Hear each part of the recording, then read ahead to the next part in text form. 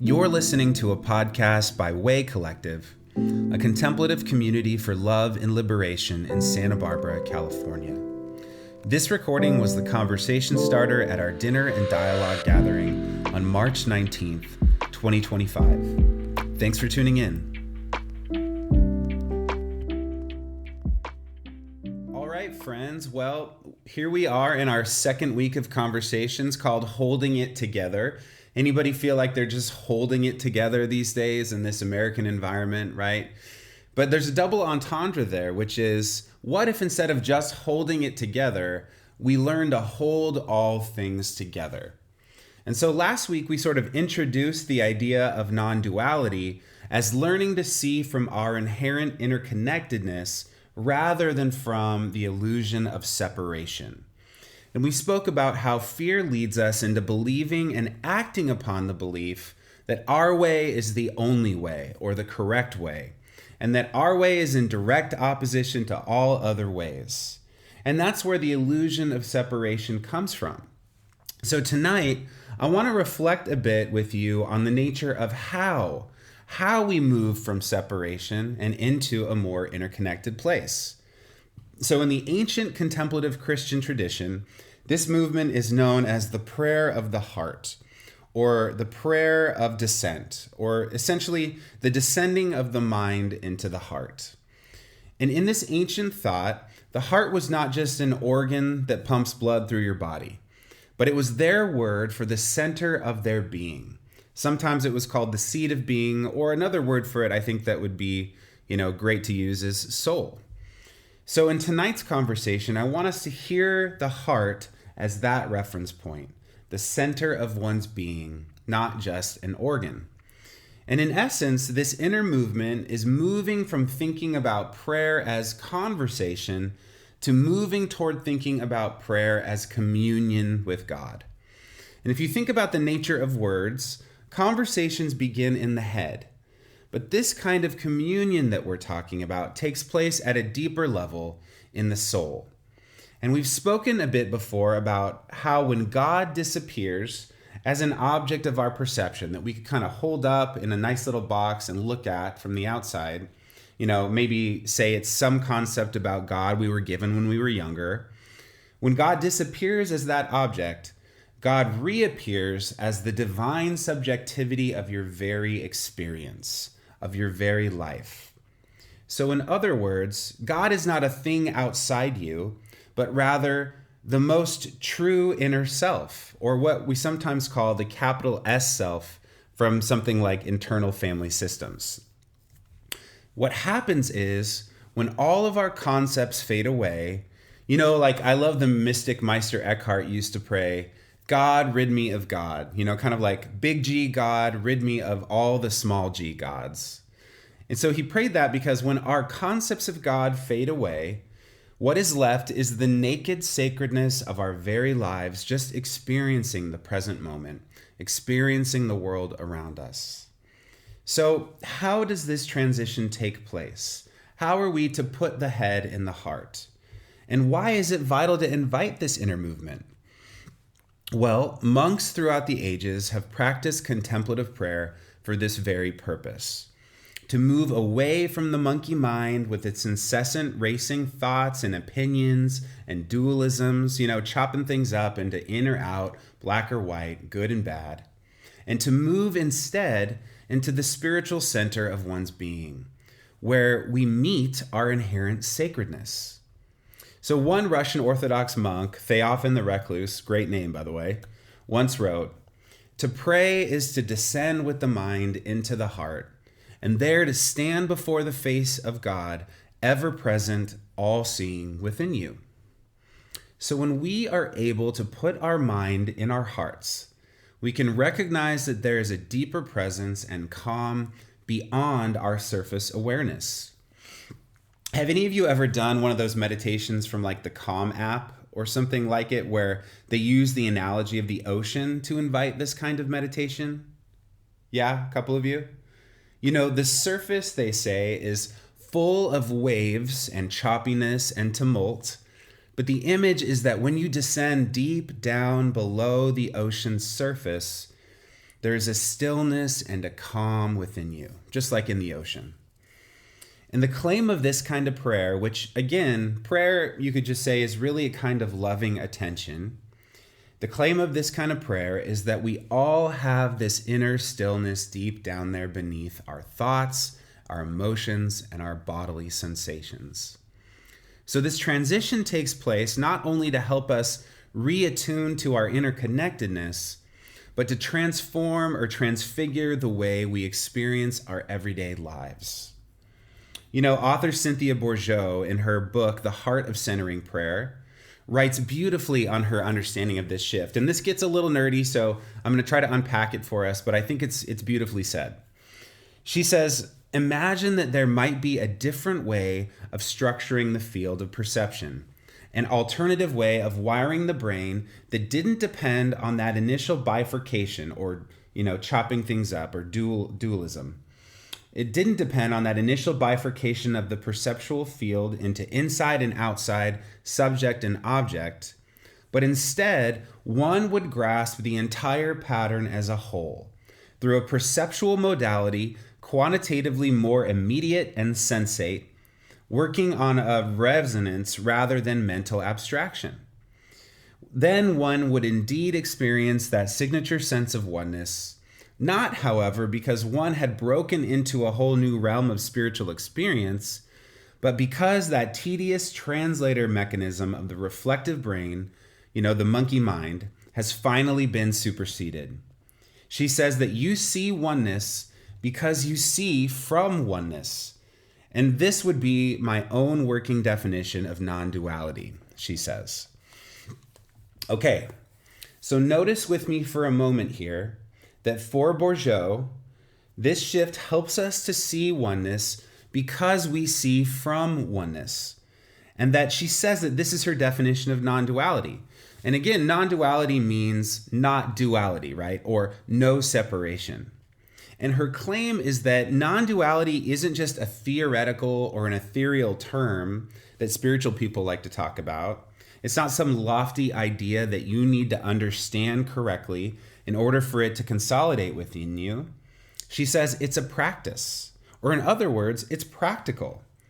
It might perhaps be the most practical thing that we can understand about our spirituality, that we who are spiritual seekers are called to become fully non-dual, which is to bring the mind into unison with the heart, to help us kind of root in a different kind of attention. So here's a couple examples of what this might look like.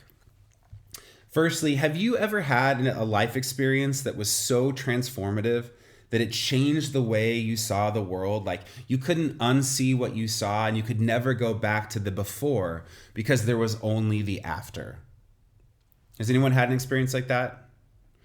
Richard Rohr says that great love and great suffering are the two paths of inner transformation. And he says that they're the two main paths to non-duality, to consolidating the non-dual mind. I remember in the wake of my own cancer experience that the suffering I endured opened my eyes to see the suffering of others. Even though it was different than my own, I almost think that suffering is this universal language. And I remember that even though my experience of suffering was contextualized in chemotherapy, going down into the depths of that experience allowed me to connect with others who are also in the depths of their own suffering. But here's the secret. It didn't have to be like my suffering for me to know what it was like. Because again, suffering is a universal tongue. For instance, other people are oppressed in ways that I am not as a cishet Anglo male, right? Especially my BIPOC friends, queer and trans friends, women, folks with disabilities. And I have to admit that I know very little to nothing about what their situation is like. To move through the world with certain forces pressing in on one's ability to flourish and have equity and equality, that is not my experience. But what I do know is that because of my own deep experience of suffering, I became connected in this mysterious way with a through line to all those who are also suffering in other ways. So my point is, cancer actually helped me move out of my own apathy to notice who was being hurt and oppressed, and to build compassion within me for folks who were in their own unique experiences of suffering that were unlike my own, but they were also connected to mine. So, in those situations of deep love or deep suffering, Richard Rohr says that our normal ways of coping or experiencing reality fall away. Like we have no tools to make sense of what's happening to us. And he notes that in both of these conditions, there's an opening that's created within us. And it's an opening to experience the wonder of this sustaining divine presence within us without needing to categorize our love or our suffering, because these deep experiences transcend explanation. So he's basically saying that these kinds of deep experiences push us out of our dualisms and no longer allow us to stay tethered to our separateness, but instead they connect us, and in these connections, beyond our ability to compartmentalize them, we are able to grow in the wisdom of non-duality. And he says that what happens in these experiences is that we have actually transcended our inability to make sense of the deep things with our head, and our head then descends down into the heart. And the result is that we come to know more deeply our union with God. So that's one way that we can come to consolidate this.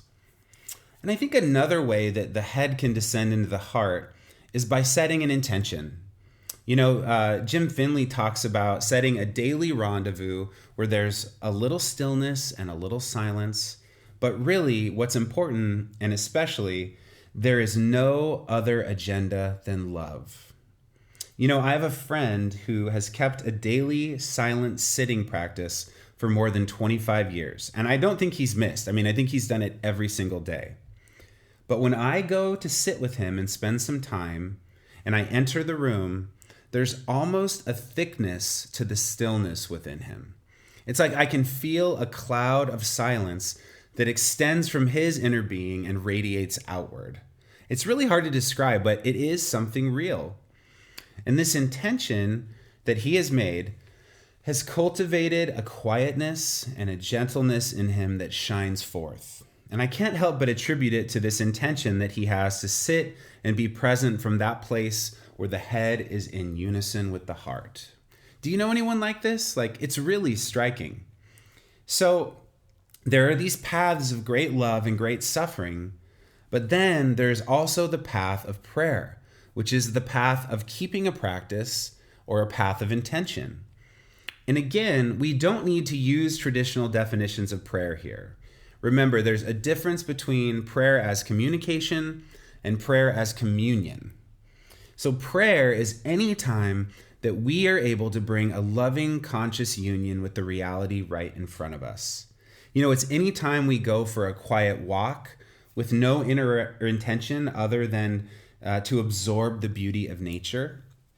Prayer is also when we sit in quiet and consent to move beyond our racing monkey minds and descend into the quiet of the heart.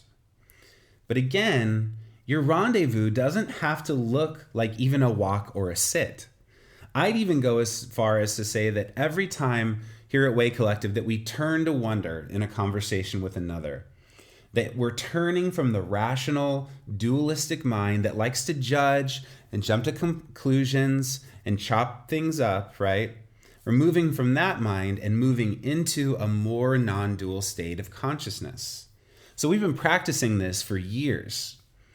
And my hope for this conversation tonight is that there's a takeaway of the invitation to be more present here in the heart, in the center of being, rather than here in the head. And that from this place, perhaps we can begin to rewire the way we perceive our lives from a place of interconnectedness rather than a place of separation. And so my hope and my prayer is that each of us might learn to give in to those transformative experiences that each of us have that defy black and white categorization, so that the depths of the human experience might do their work of inner liberation on us to free us and ultimately to reveal the sacredness and divinity of each of our everyday lives. So may it be so. Let's chat about this.